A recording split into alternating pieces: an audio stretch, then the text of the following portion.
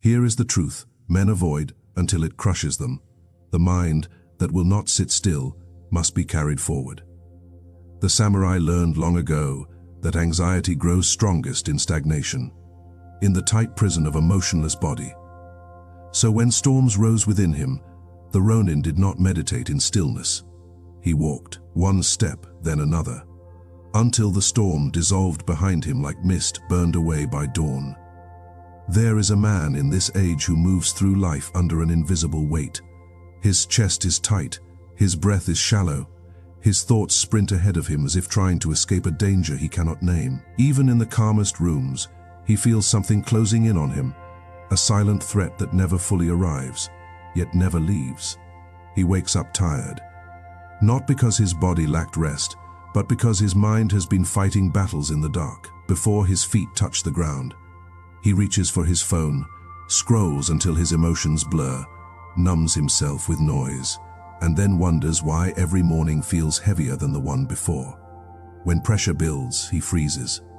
His body locks, his breathing thins. He sits in silence, spiraling inward, trying to think his way out of the tightening cage inside his ribs. But thinking is the very net that traps him, each thought pulling another into the storm. He tries affirmations, breathing apps, motivational clips. They work for minutes, sometimes hours, but the tension always returns like a tide that refuses to retreat. Modern culture tells him, slow down, sit still, quiet the mind. But ancient philosophy saw the problem differently. To the samurai, anxiety was not a thought malfunction. It was a flow disturbance. A storm breaks only when the winds begin to move. The mind follows the body. When the body stagnates, the mind shakes itself apart. The Ronin understood a darker, simpler truth. Stillness can heal a calm mind, but only movement can calm a stormy one. Zen monasteries practiced something outsiders often misunderstood. Kinhin, walking meditation, not strolling, not wandering, not pacing out of restlessness or boredom. This was movement with total presence, a discipline of awareness disguised as simplicity, slow, deliberate steps, controlled, measured breath. Attention anchored to the raw sensations of existence, the heel pressing into the earth, the subtle shift of weight, the spine aligning, the body flowing forward like a river, discovering its own path. Over centuries, samurai adapted this ritual into their own form. The warrior's walk. A Ronin would walk whenever the world inside him trembled. He did not deny the storm. He did not drown in it. He gave it a direction, a path to move through and out of him. Each step became a blade slicing through fear. Each inhale cleared the fog gathering behind his ribs. Each exhale surrendered a layer of tension he no longer needed to carry. Movement became medicine. Presence became armor. This challenges modern assumptions, the belief that peace is found only in stillness, in sitting perfectly, in quieting the mind. But the samurai saw the opposite. When the mind is turbulent, stillness becomes a chamber that amplifies suffering.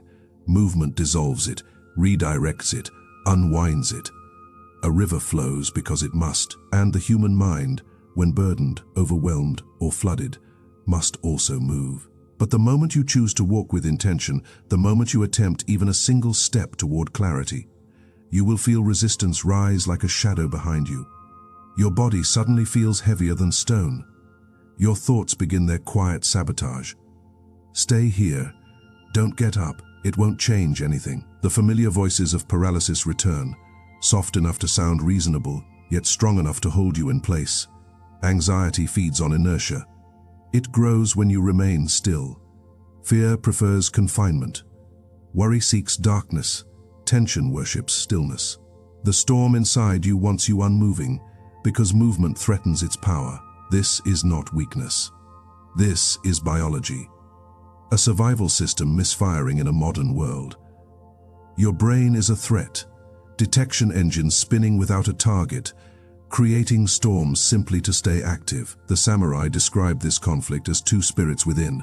The storm bearer, the part of you gripping fear like armor, pulling you deeper into mental quicksand, clinging to the familiar pain because it knows its shape. And the walker, the presence, driven self, the one who rises, moves, cuts through internal fog with disciplined momentum. When you begin walking meditation, the walker awakens, and the storm, bearer panics, terrified of losing its throne.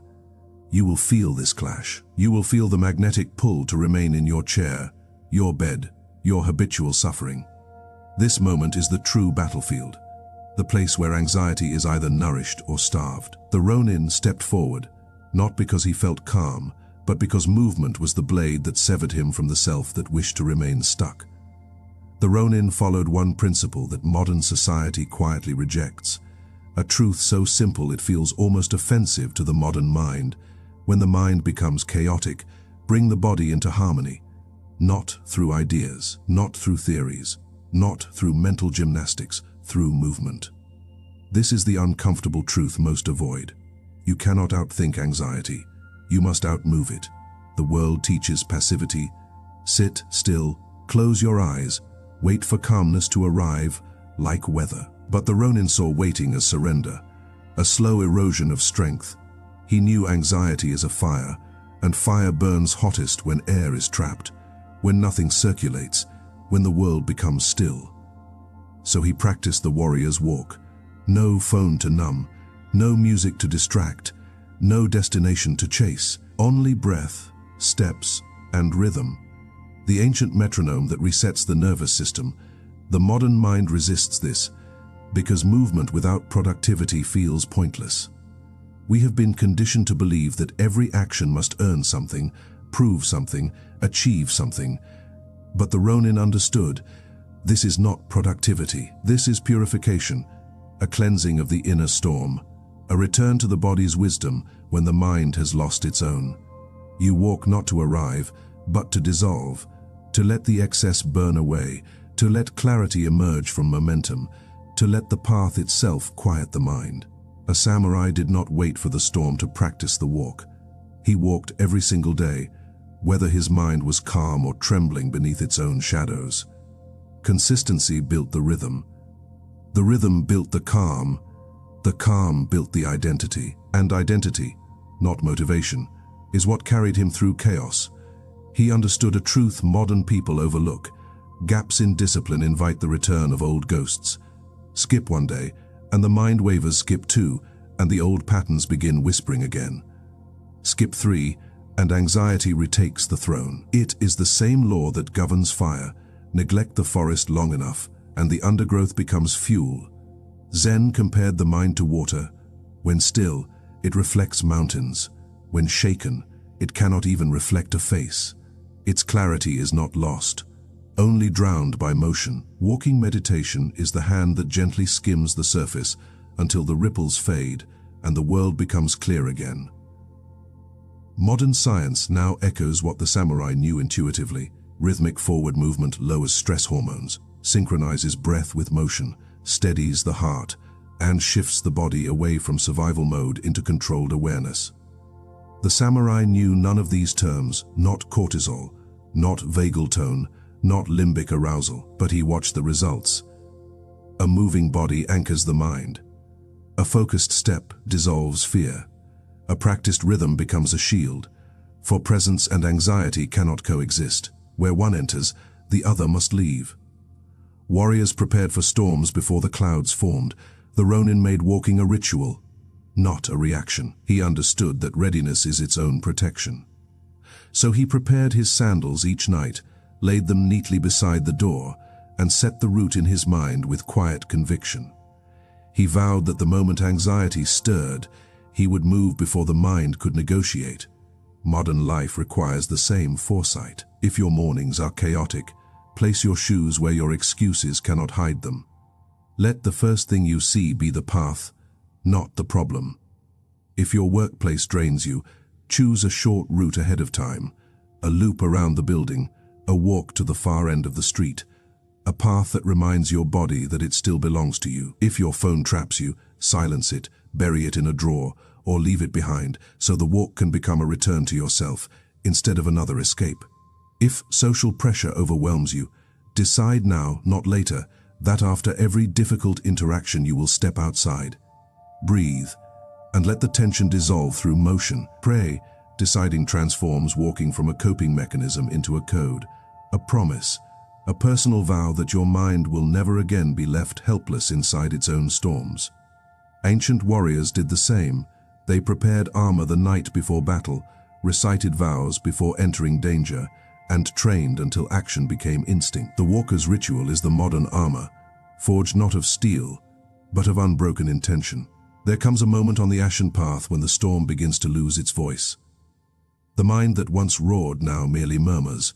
The body that once braced for invisible blows now loosens its grip. The heart that once pounded like a warning drum now settles into a steady cadence. With each deliberate step, you feel something ancient awakening.